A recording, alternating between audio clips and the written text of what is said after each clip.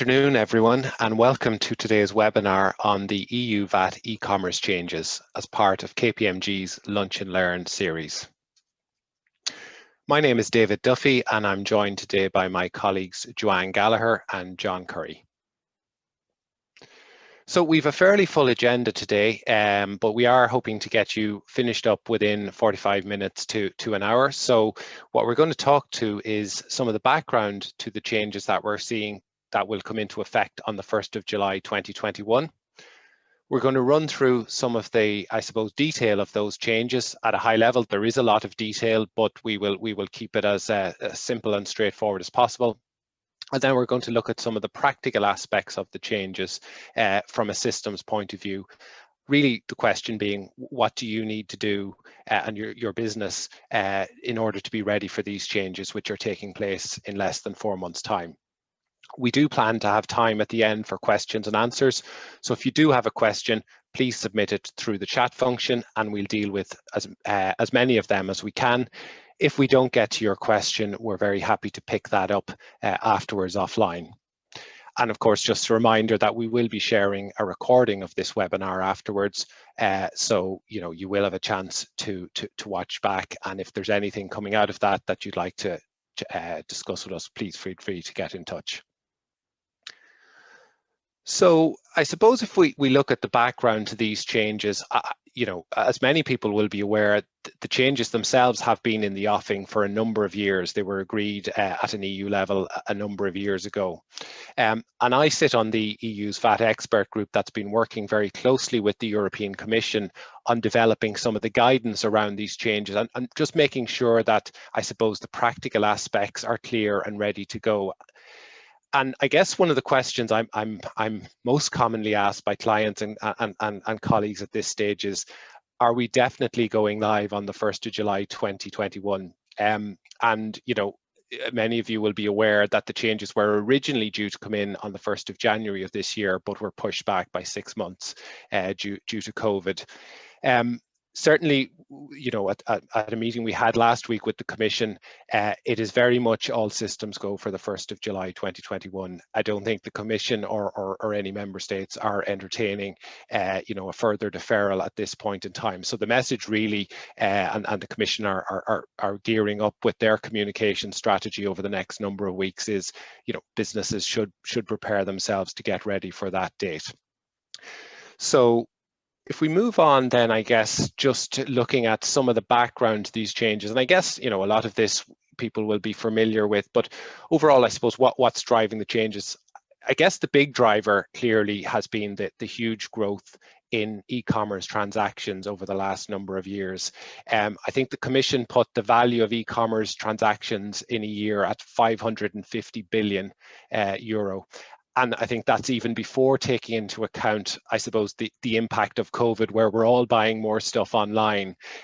So clearly, from the Commission and a tax authority point of view, they want to ensure that VAT is being collected on all of those transactions and close off, I suppose, certain scenarios where VAT, perhaps either through abuse or just through, certain exemptions that were built into the current rules, that they would be eliminated.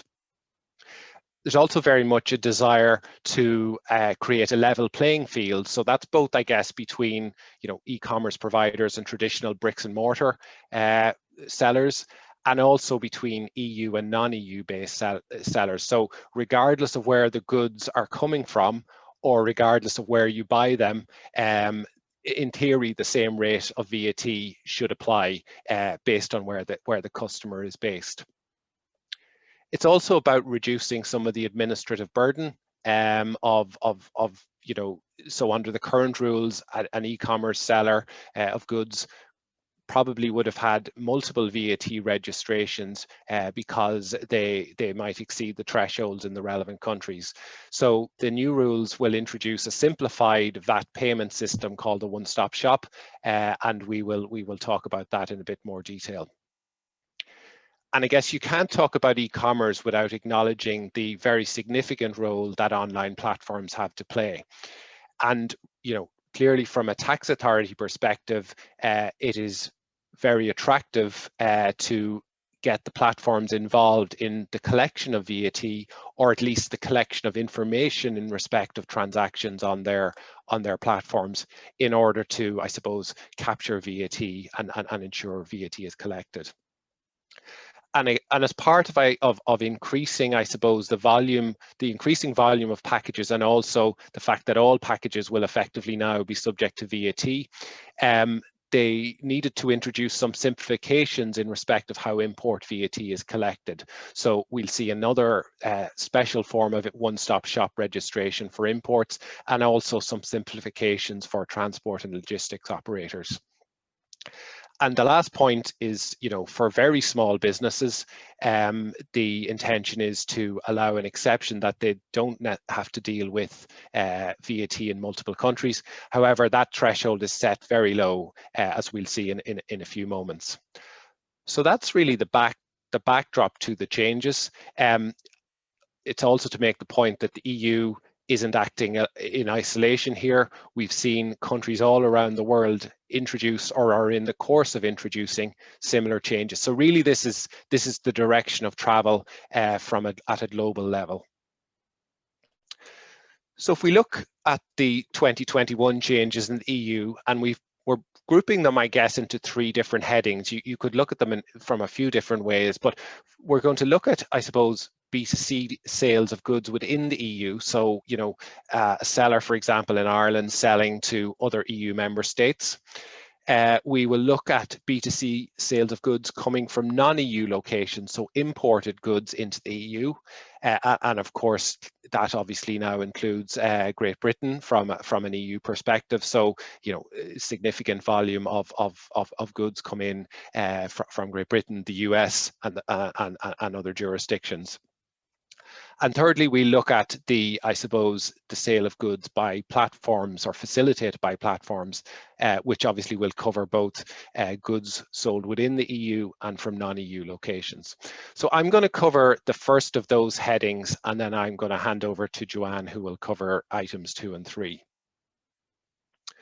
So if we take a quick overview of the changes where the sales are happening wholly within the EU. And I guess many of you will already be familiar with the current rules, or the so-called distance sales rules. And basically what they involve is each EU member state has a threshold.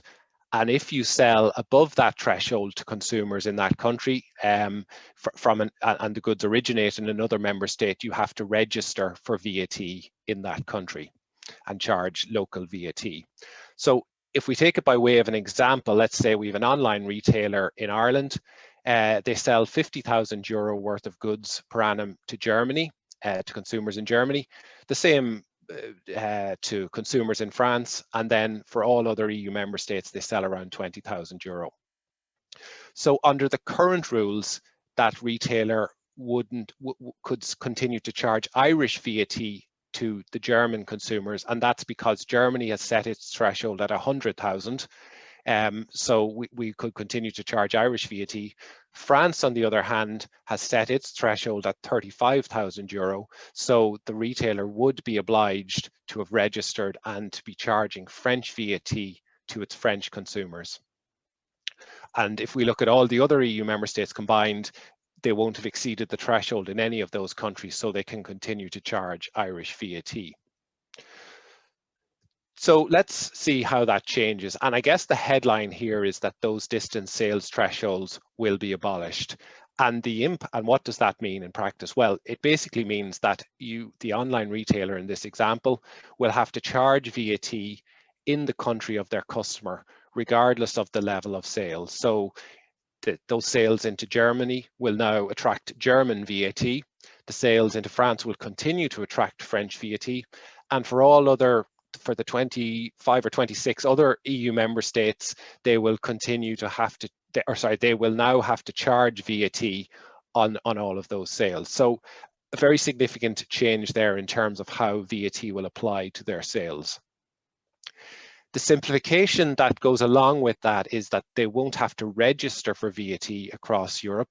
Instead, what they will do, or have the option to do, is register in Ireland for what's called a one-stop shop, and they can pay all of their VAT across Europe through that single registration. And there will be an exemption, as I mentioned, for, I suppose, SMEs, small, medium enterprises. If their sales were less than €10,000 per annum to other EU countries, they wouldn't have to apply VAT outside of their home country. But clearly that's a very low threshold. And for most businesses of reasonable size, they will be likely to exceed that. So we'll just talk a little bit more about the detail of the one-stop shop, and I won't labor on any of these points, but just to get familiar with this new concept. And I guess, for any businesses that are already selling online digital services or broadcasting or telecom services, they will already be familiar with this concept of the one-stop shop, which currently applies, or currently called MODS. So we're going to drop the mini and become a full one-stop shop.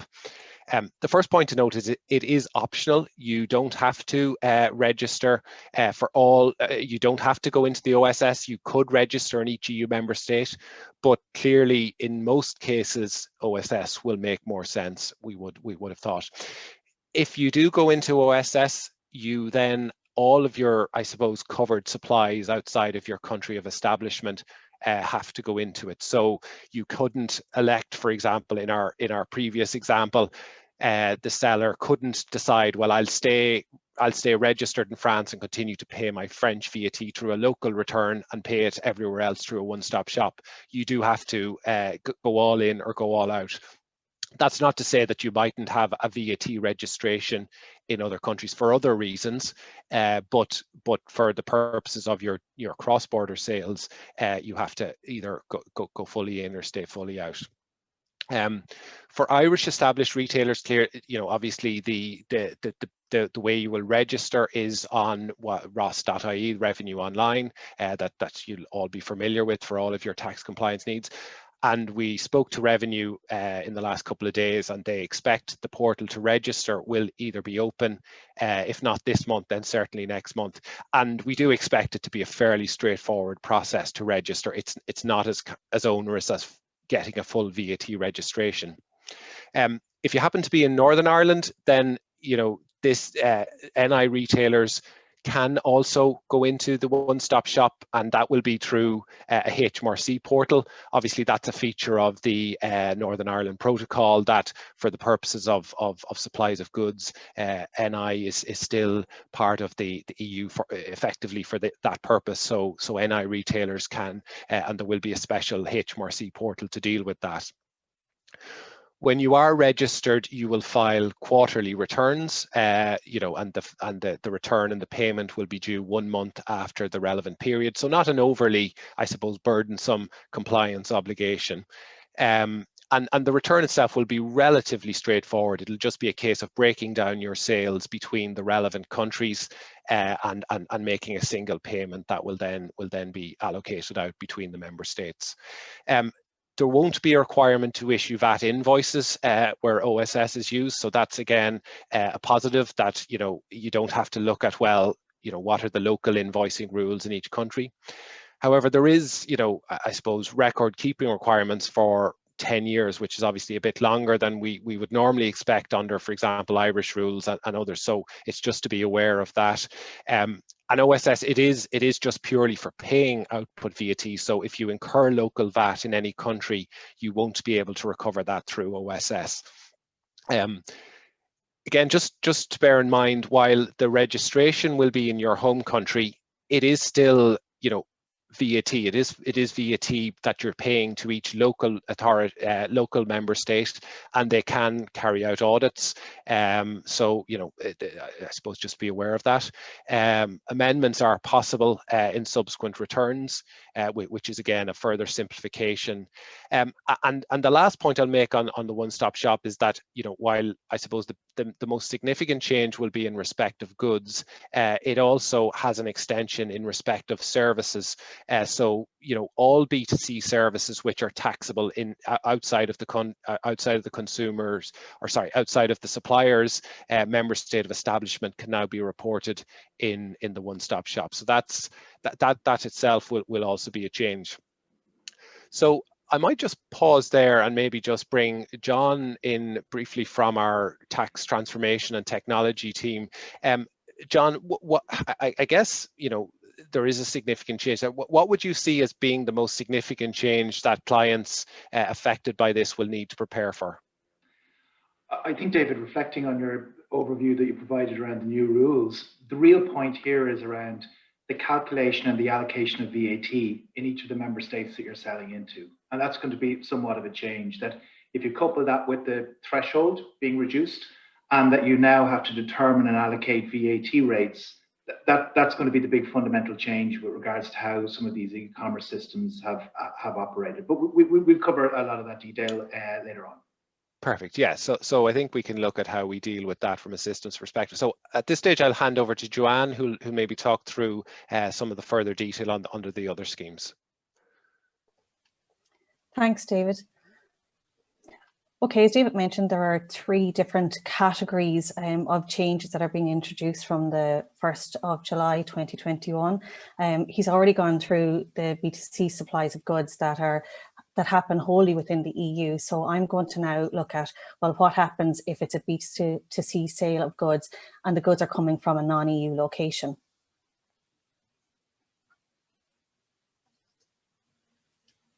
If you want to move the slide on there, David.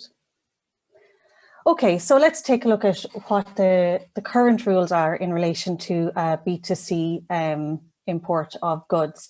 So we take some goods that are located in a non-EU location and they are being supplied to a consumer in the EU. Currently, if those goods have a value of under €22, no import VAT arises, and that's because of something which we refer to as low value consignment relief.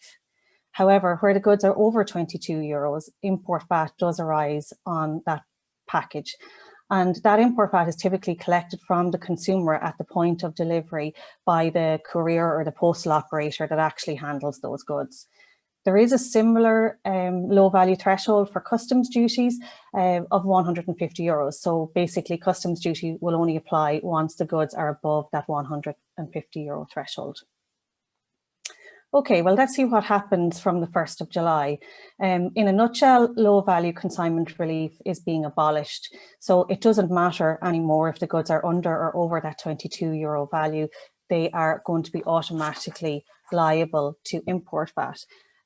So that means there's going to be a huge increase in the volume of packages that are subject to import VAT. And then you add in Brexit on top of that, meaning that, for most of us, what we buy tends to come from Great Britain. It's almost like a perfect storm of parcels coming in on which we're going to now have to account for import VAT.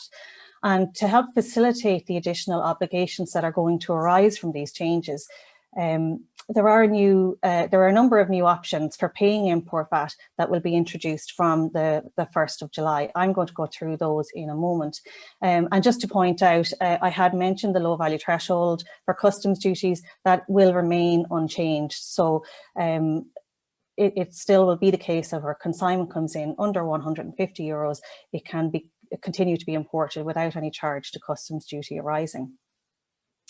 Okay, so let's take a look at some of the options that the EU have introduced for handling import VAT payments on parcels coming in. And we've quite a busy slide here, but I'll try and break it down as simply as possible. On the left-hand side, we've got the import one-stop shop being used, and David mentioned this briefly at the start of the presentation. So a retailer can opt to use the import one-stop shop where the parcel that he is supplying to a consumer in the EU is under €150 in value. And what this means is the retailer will actually charge that VAT to the consumer at the checkout rather than the VAT arising on the importation itself. Where the retailer doesn't use import one-stop shop, it falls to the postal or the courier company to collect the VAT from the consumer in the normal way. However, there will be a new special arrangement available to these operators where the consignment is under €150 in value. And I'll go through both of those schemes in a bit more detail in a moment. If the parcel is over €150, and you'll remember that this is the threshold for customs duties, then you cannot use the import one-stop shop or the special arrangement, basically because customs duty is also due. So what happens then is we'll have a full declaration and payment of VAT and customs duty, if any are arising. Clearly, some items that come in will be subject to 0% VAT or customs duty. And there is a final option there, and may not be palatable to some, but we said we'd mention it anyhow, that really everything I've spoken about before now looks at it being the consumer that acts as the importer of the goods. The retailer could, of course, act as the importer of the goods, and we probably expect that that would mean they bring in items in bulk, and that they only actually make the sale to the consumer post-clearance. So it will be a standard domestic supply of goods, in the EU. Okay, so I mentioned the one-stop shop, as did David. So let's take a look at that in a little bit more detail. Again, a lot going on in this slide, but let's just try and step it out a little bit. So the import one-stop shop is an EU-wide return system. It's a new system, and it'll allow retailers to return and remit import VAT on B2C consignments of non-excisable goods with an intrinsic value of under €150. If a retailer opts to go into import one-stop shop, they will need to register for this, and for an Irish retailer, that means going on to ROS. And as David said, we expect this portal to be open by April. And how does it work in practice then if you do opt to use import one-stop shop for a supply? Well, the retailer, like I said before, will charge VAT to the customer at the time of sale. And the VAT rate that they will apply is the one that will be applicable to a similar supply of those goods in the member state where the goods are actually going to be delivered. And the retailer will then provide this import one-stop shop number to their customs agent or whoever is transporting the goods for them. And they'll otherwise keep that number confidential, just to ensure that there's no misuse of it. The import then itself shouldn't be subject to import VAT when it passes through customs. And that's obviously assuming that all the correct documentation are provided, and that when the customs authorities check the import one-stop shop VAT number, that shows up as a valid number on their system. The VAT that the customer paid to the retailer at the time of sale will then get remitted through a monthly electronic import one-stop shop VAT return, and that will happen 1 month after the month of the supply. Both EU and non-EU registered established retailers can use import one-stop shop, but it is worth noting that if you are a non-EU established retailer, you might need to appoint an intermediary, and that intermediary will have joint and several liability with the retailer in the member state of their registration. Similarly to one-stop shop, we will have detailed record keeping requirements for a period of 10 years, and there will be no ability to recover import VAT through the one-stop shop.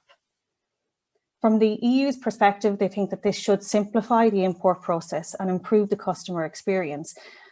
Certainly it will help the customer in that they won't have any surprises on pricing. So when the parcel arrives at the door with the courier, they're not going to get an extra bill for VAT. And that's obviously a positive thing. And they also aim for parcels going through the import one-stop shop system to be released more quickly, and that means a faster delivery to the customer. Obviously, all this just relies on how it all works out in practice and how it's all implemented. I might just pause there for a moment as well and bring John in here. John, I know you've briefly touched on some of the challenges for retailers, especially in terms of determining the correct VAT rate to apply to goods. It does seem to me that while the import one-stop shop has some clear attractions, that it will bring additional complexity to retailers as well if they opt into this scheme. So, for example, the €150 threshold. Yeah, I think so, Joanne, and that, applying de minimis is somewhat a bit more complex in systems as opposed to just applying a flat ad valorem type VAT rate. So that's absolutely a challenge. We've also got considerations around getting more information around the logistic and the actual nature of that supply. I think as well, the thing worth noting is that if it does go above that 150, you're also into the territory of calculating customs duties and then the import VAT on top of that. So I think on the one-stop shop piece, there is that piece around the VAT rates that they apply that I'll be covering later on, plus added complexity around the calculation and the determination of VAT on each individual supply. Thanks, John. And I think we'll probably touch on this a little bit later in the presentation as well. The final point I wanted to touch on imports of goods is the special arrangement that I mentioned for postal and logistics companies. So where imports one-stop shop is not used, the VAT is collected by the postal or logistics company from the consumer, as is currently the case. However, they will have an option to pay that import VAT through a special arrangement where the goods are non-excisable goods and the value of them is under 150 euros.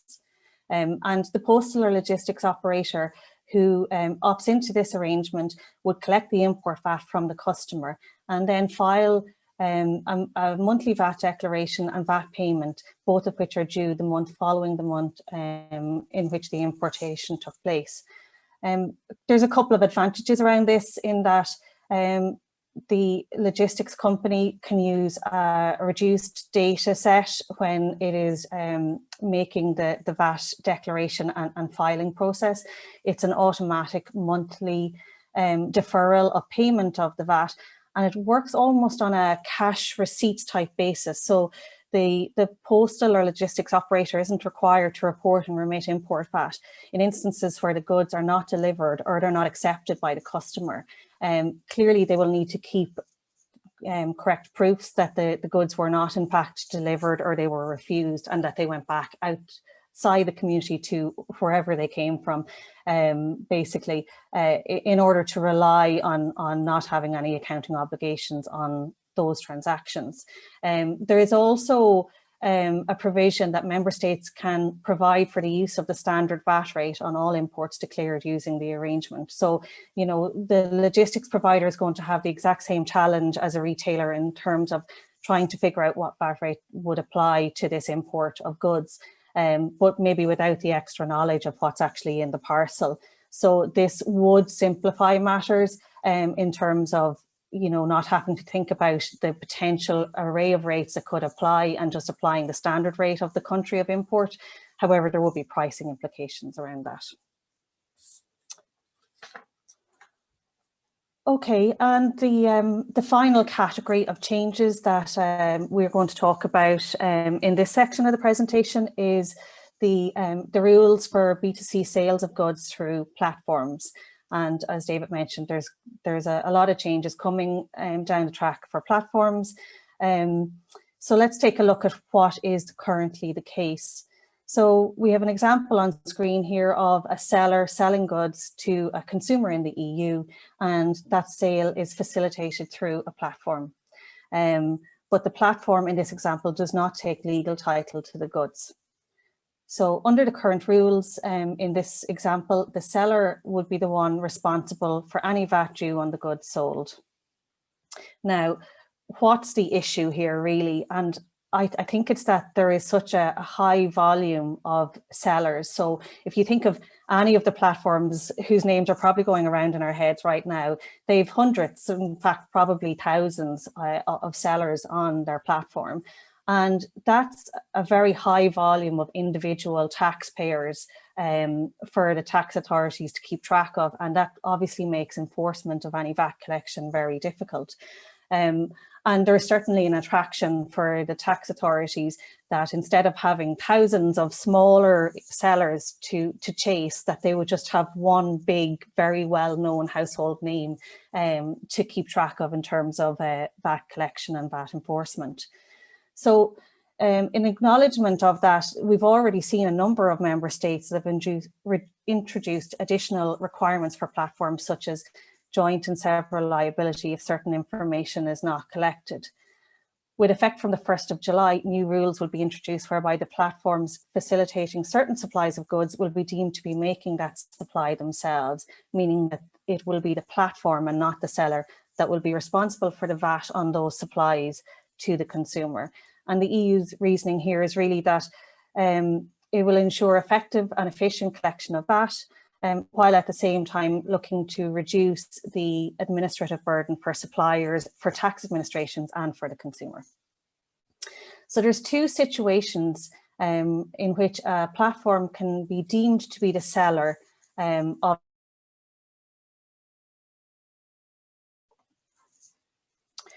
Okay, the first scenario is where goods are sold within the EU by a seller established outside the EU. So let's break that down. For example, we have a Chinese seller, and that Chinese seller has a warehouse in the EU where it has brought and stored goods. And when it sells goods to a consumer in the EU through this platform, those sales are fulfilled from that stock of goods that are being held in an EU location.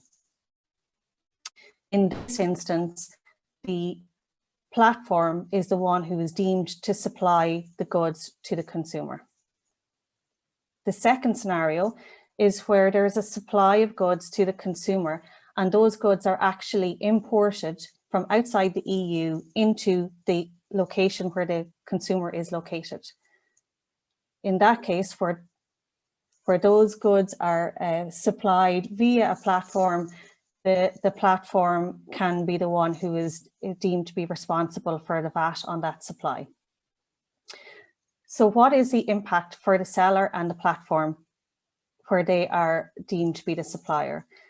Well, it is the platform rather than the seller that is deemed for VAT purposes to make the sale on its platform to the consumer. And in simple terms, that means it's the platform and not the underlying seller that would charge VAT to the customer. There is also a deemed sale from the seller to the platform, but this is typically not subject to VAT.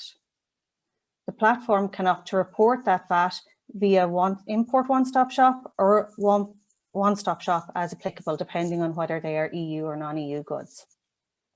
And obviously they don't have to opt for either if that is their choice. In all other cases, it is the seller that remains responsible for payment of the VAT. So for example, if you've got an Irish seller selling goods via a platform to EU consumers, and those goods are located in the EU, it is the Irish seller and not the platform who is responsible for payment of the VAT.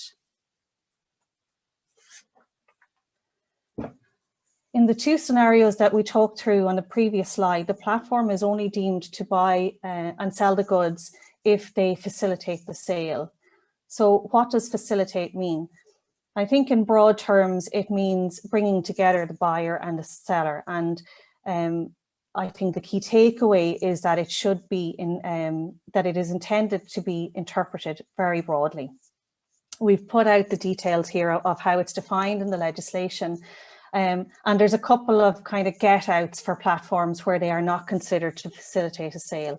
Again, the detail of those is set out in this slide, but it includes examples such as where the platform's only role is to provide an advertising or a click-through service, but there are no actual sales happening through their platform. Okay, and the final point on platforms is that there will be additional record keeping requirements. So any platform facilitating B2C supplies of goods or services will have to maintain additional records in respect of their online sellers, even if they are not liable for the VAT on those sales. The information will include details both on the underlying supplier and on the supplies that happened via the platform. And we've given a little bit more detail on this slide as to what that entails. Similarly to the other schemes that we've looked at here, the record keeping requirement is 10 years. And just to touch briefly on two other developments of relevance before I hand over to John, the UK has introduced similar rules to the EU for B2C supplies of goods to consumers in Great Britain. And unfortunately, we don't have time to go through those today, but it is worth noting. And the final point is that the Commission has also announced new measures which will see additional data collection and reporting obligations specifically for payment service providers, and those measures will take effect from the 1st of January 2024. Okay, that brings us to the end of the technical section. I might hand over to John now so that he can talk us through some of the things you need to think about as you're getting ready for the changes. Thanks, Joanne. So in our opening slide here, we just wanted to set out, I guess, the three components when it comes to a business looking to implement these changes in their e-commerce environment. The first, as David and Joanne mentioned, around the VAT rate applying in the jurisdiction in which you're selling. I think that's going to be the key one that we're going to spend the most amount of time on today. How do I collect and allocate the correct VAT treatment on my sales? How do I maintain all of these VAT rates in multiple countries in my product file? Historically, we may be used to maintaining VAT rates in Ireland and maybe a couple of countries that we've had distance sales in. Now I need to think about this on a much broader spectrum. The second area is around invoicing. And look, the burden has been really eased here. There is no need to produce a German-specific invoice or a French-specific invoicing type template that essentially the home country rules apply. And in Ireland's case, there is no requirements for Irish established sellers to issue VAT invoices, but the rules may differ in other countries where you're based. And then finally, on the VAT compliance and reporting and record keeping piece, I think on the compliance piece, that burden has been reduced dramatically because you're not filing VAT returns in multiple countries. You're essentially filing this through your Irish return, breaking out all of the sales in the various jurisdictions that you apply in. I think on the record keeping piece for that category 1 B2C type supplies where you're actually acting as a seller, a lot of that data would be data you would be capturing anyway as part of an e-commerce transaction. There would be more onerous type requirements if you're a platform or you're captured in some of the other areas that Joanne would have covered, because again, you need to make sure that you've got all of that data for audit trail purposes, and that you do need to keep those for 10 years. So what I'd like to do now is to move into that first category, the calculation VAT requirement, because I think that is going to be the key area that people will need to consider. So if we move on to the next slide, please, David. I think just first of all, to take a step back, we all know that the VAT rates may differ in each of the various jurisdictions that you operate in. But I think what's also worth noting is the VAT rules also differ, i.e. even the definition of things like clothing, children's clothing can be different in different countries. It could be age driven, it could be weight, it could be size. So there is consideration needed around how you categorize your items in your product file. And that again can apply to areas like books, whereby there are different definitions of books per se in each of the jurisdictions, and then that will dictate the VAT rate that might apply. And then you could have other areas like food and food supplements that the VAT rates can differ. And in that case, you're getting into that Jaffa cake discussion. Is it a biscuit? Is it a cake? So again, there are some nuances with regards to the rates and how they apply to the various products that you might be selling in an e-commerce environment. So if we move on to the next slide, please. And let's, I think we've identified that the key risk here, or the key area to manage, is around VAT rates and VAT rules. So what does that essentially mean to the business? I think as a starting point, it's around looking at your product file and seeing how am I going to maintain all of these various VAT rates and rules. It may mean revisiting your product master file to understand how are you classifying those items in your product file to ensure that what you're calling kids' clothes in Spain is aligned with what the Spanish authorities would call kids' clothes versus what the Irish or another jurisdiction may classify them. You then, once you've built all of these rules and you've set that up, you need to maintain it. And you're looking at creating a maintenance requirement around, once you've built all of these VAT rates and rules, how do you maintain those on an ongoing basis in order to correctly calculate the VAT in the jurisdiction that you're selling. So we've identified that there's a kind of a master data issue here. Typically what we then look to is, how do I get VAT content against that master data? That I've classified all of my products, how do I know what rules, etc., may apply? And look, the Commission have given a VAT rate database that's out there. And for some businesses that maybe just sell standard rated items, and they've maybe done a bit of due diligence or research up front to identify that, yes, everything I sell in all of the jurisdictions is at standard rate, it's relatively straightforward. But again, you know, in looking at these sources such as the EU Commission, or dare I say it, you know, what you find on the internet, it is worth noting that, you know, to David's point, that you do have this VAT compliance obligation, although you're filing through your Irish return, in each of all of these different countries. So consideration will be needed around, you know, do I need to go to advisors? Do I need to go to use third-party tools, etc., to get all of that VAT content? If we then think about how do we bring, so we've got our product file, we've now got our content, the moment of truth where that actually happens is in checkout, or is in my e-commerce sale. And there is a question needed around, can the system handle a greater volume of VAT rates and rules? I know, working with some retailers here that may have distance sale thresholds in a couple of jurisdictions, that can be a challenge, because maybe some of these VAT rates and rules were hard coded, and now that we go beyond 3 or 4 countries for 3 or 4 different product sets from a VAT perspective, that will present a challenge.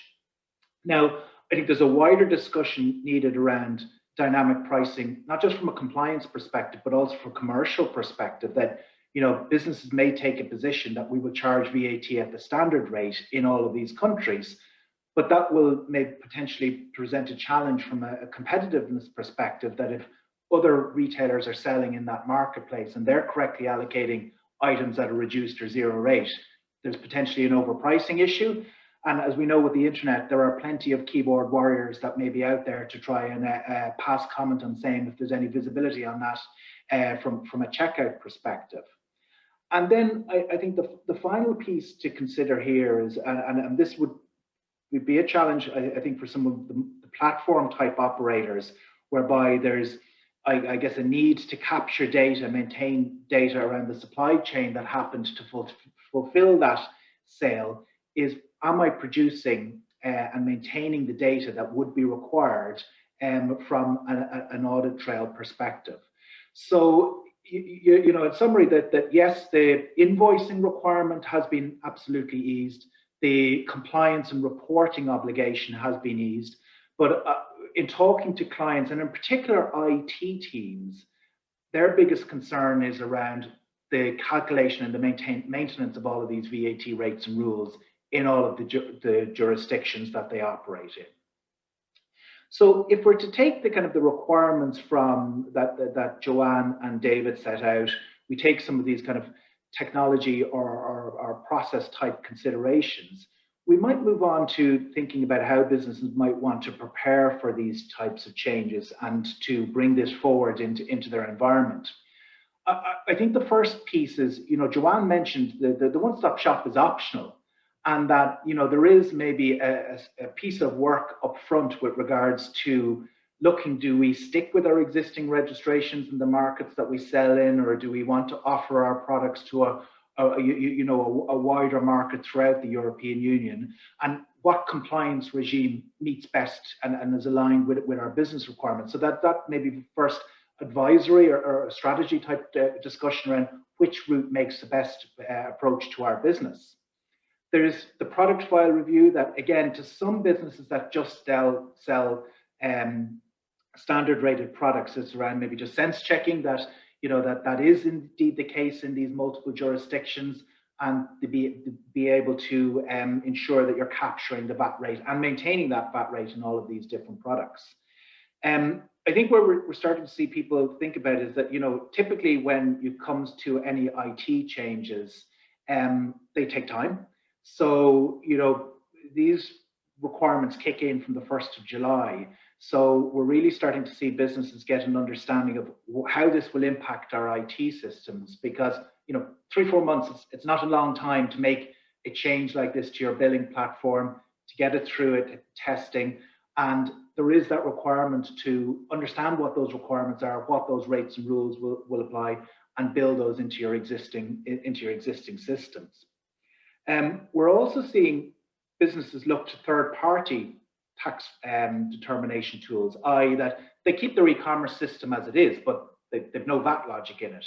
And that at the time of checkout, there's essentially an API, or there's basically an interface between a third-party VAT reporting and VAT determination tool to calculate those VAT rates and rules.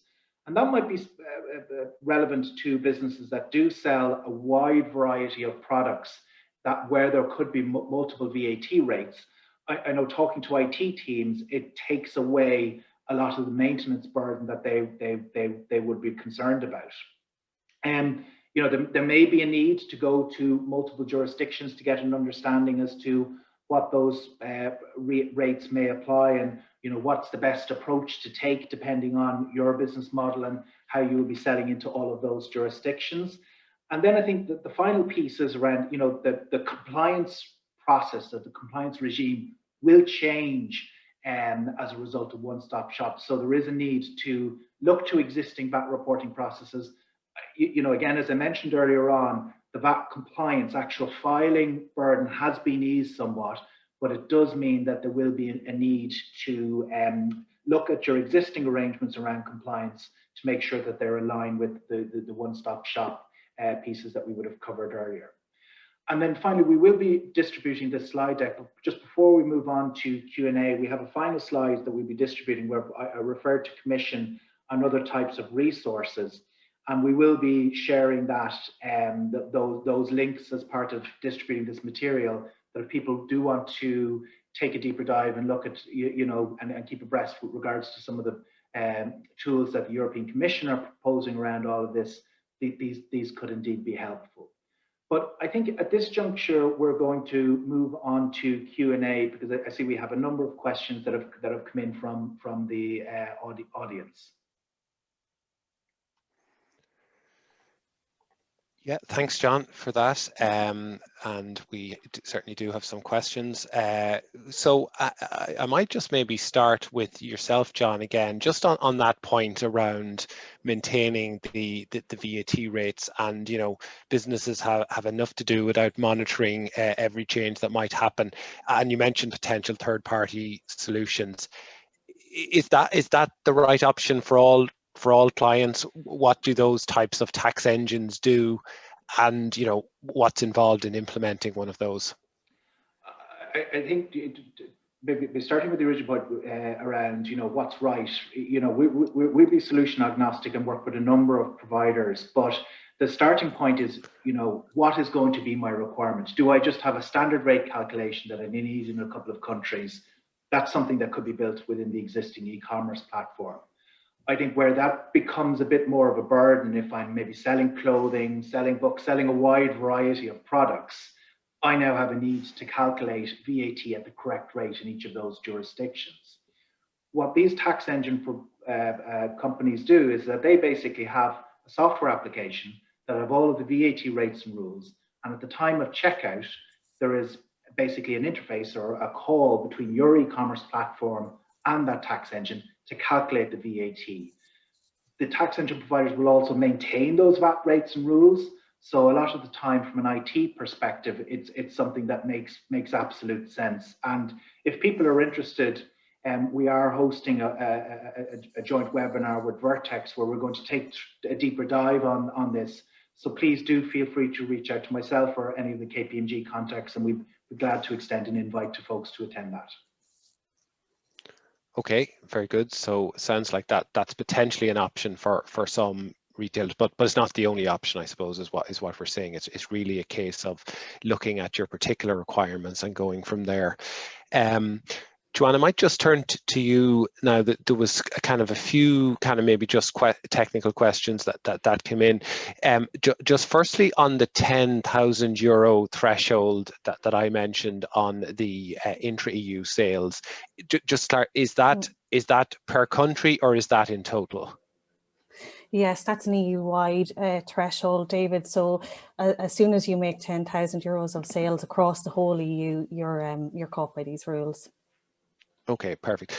And I think the other point again, that if it applies both to goods and if you also had digital services as well, it's the same threshold, because effectively everything is going into the same one-stop shop regime. So, you know, if you happen to sell both, it adds up. So I suppose the key point is that it is a pretty low threshold and really is aimed more at micro businesses than anything else.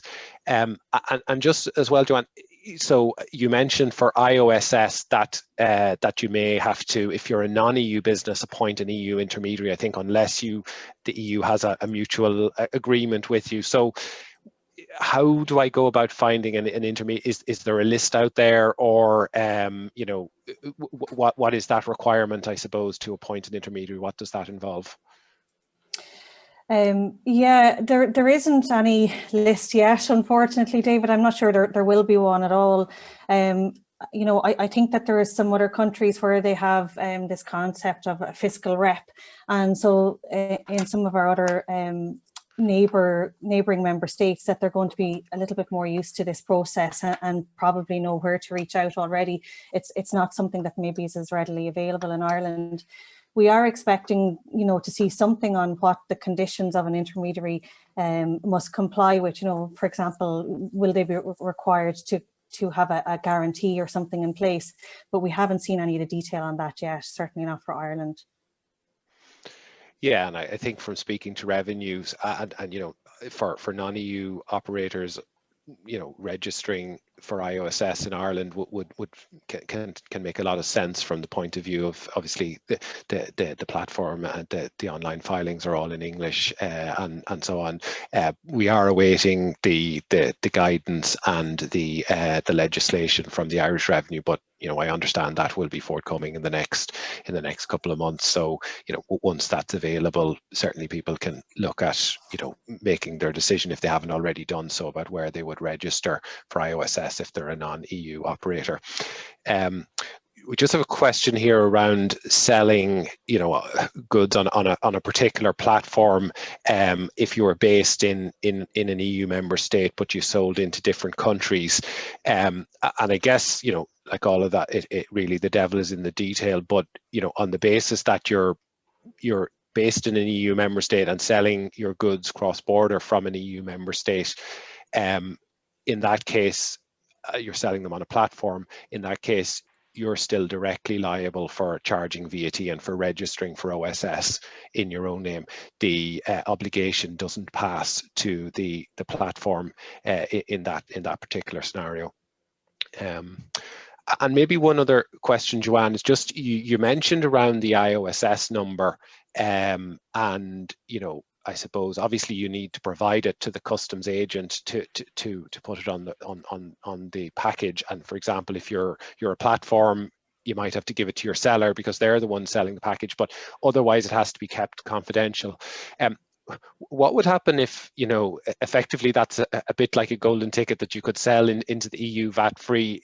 Let's say somebody through some, you know, some avenue got their hands on your IOSS number and started quoting that on their packages, you know, and in theory you could then be held liable for the VAT. Are there any protections built into the legislation to protect, I suppose, importers who have validly registered for IOSS from kind of fraudulent or incorrect information being provided to them? Yeah, thanks, David. That's a really good question, and it's certainly one that I think there's many platforms in particular that are quite concerned about, you know, going into a scheme and what it might mean for them if their number gets mislaid. I mean, I think the good news is that there are limited liability provisions that have been introduced as part of this package of changes, and in theory they provide a safe harbour to anybody who's going to register for Import One Stop Shop. There are conditions around that, so you know, you would need to demonstrate that you didn't know and you shouldn't have known what was happening with your Import One Stop Shop VAT number, and you know, even further afield, if you've if you've applied VAT or not to a particular transaction, but you're reliant on details from the underlying seller. You know, I think it's important as the platform that you can show that you've gathered all the correct information and you've retained that. But in theory, there is a safe harbour there, absolutely, and it'll be interesting to see how that actually plays out in practice once some of these issues actually become real live issues as we move into the new changes. Perfect. I think we're coming up to the hour mark, so I might just close there. Appreciate there's a few more questions that we didn't get to. But we'd be happy to pick those up. I just do see one question I can kill quite quickly, which I think is can the OSS and be used for alcoholic products? Certainly, I think in respect of IOSS and the €150 trash, it doesn't apply to excisable products. I double check the point on OSS, and in theory that I think that could apply, but we'll double check that point and go back on it directly. So we might just maybe, first of all, just to thank John and Joanne for their contributions. As John mentioned, if you would like to learn more, particularly on that piece around the technology and the systems aspects, he's contributing to a webinar along with Vertex. I think on the 16th of March, John, if I'm not putting you on the spot, that might be right. So thankfully not clashing with St. Patrick's Day. And for anyone, the KPMG are also hosting our Global Indirect Tax Conference for indirect tax, obviously virtual in the current environment, at the end of this month from the 23rd to the 25th of March. And we'll be looking a bit more at some of the digital economy rules, not just in the EU, but across the world. So if you do want to attend that, please get in touch with any of us or your usual KPMG contact, and we'll arrange to get an invite to that. So just leaves for me to thank everyone for their attendance. Do keep a monitor. We do run the Lunch and Learn series every few weeks on various issues on tax legislation and tax changes. So until the next time, thank you very much and speak to you soon.